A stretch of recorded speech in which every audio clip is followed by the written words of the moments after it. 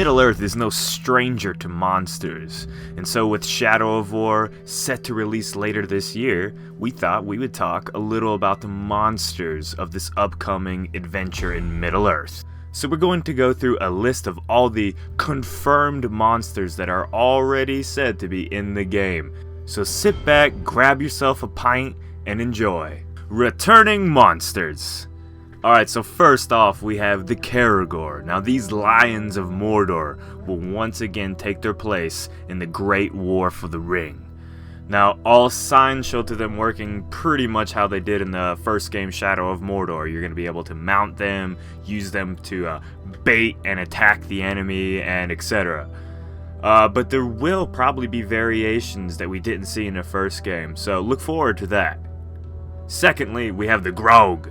These ugly-ass menacing giants are once again between you and your control of power in Middle-earth.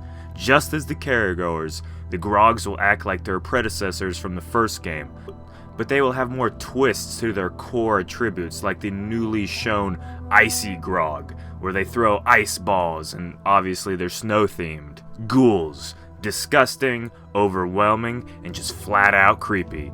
The ghouls will be making a comeback to the series as well. New monsters. Giant spiders, otherwise known as Ungol. While the spiders have had a presence in the Shadow of Mordor, in Shadow of War they will have a much larger and devastating role. Ghosts and wraiths. While otherworldly spirits have always had a major role in anything Tolkien, Shadow of War seems to be giving the Dark Ones a large part in the story.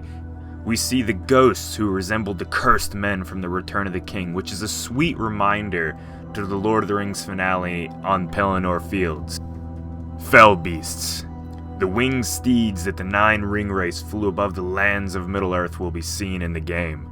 Drakes, and maybe dragons. Now, taking up much of the press and interest are the drakes that are seen being mounted by the player to wreck all the enemy strongholds from all the different footage we've got of Shadow of War. Now these guys are powerful and highly versatile monsters that will play a huge role in the game's tower takedown sort of thing they got going on. Now, whether or not we will actually get any true dragons, now these are drakes, not dragons, what they've showed so far, is yet to be determined. But it would make sense considering there are dragons in the Lord of the Rings Middle-earth, fantasy lore. And it'd be pretty badass to confront one of them. Now we do know there will be a giant drake though. Whether or not they're going to call it a dragon, we'll see. The Unknown Tree Woman. Now, this one is different. It's new. No one really seems to know. This quick scene shows what could possibly be an Ent wife, but since no one knows what an Ent wife looks like, it's hard to really say. It could just be some sort of forest spirit, and that would make total sense with, Middle-earth fantasy. This foe is beyond any of you. The Balrog. Yes, and hell yeah.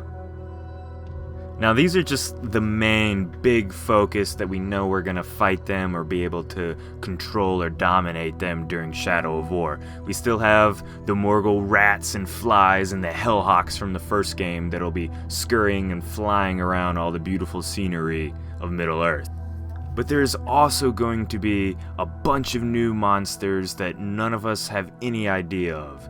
So as the time goes on and more monsters come out, we are definitely going to keep on showing you guys who they are and a little about them. So look for that in the future.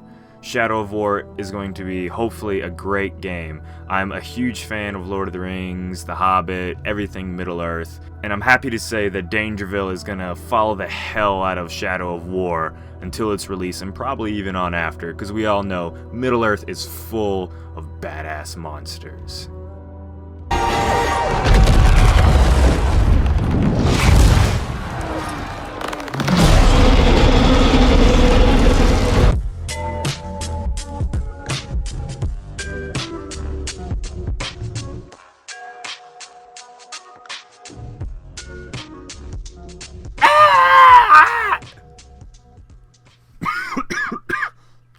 Fuck yeah.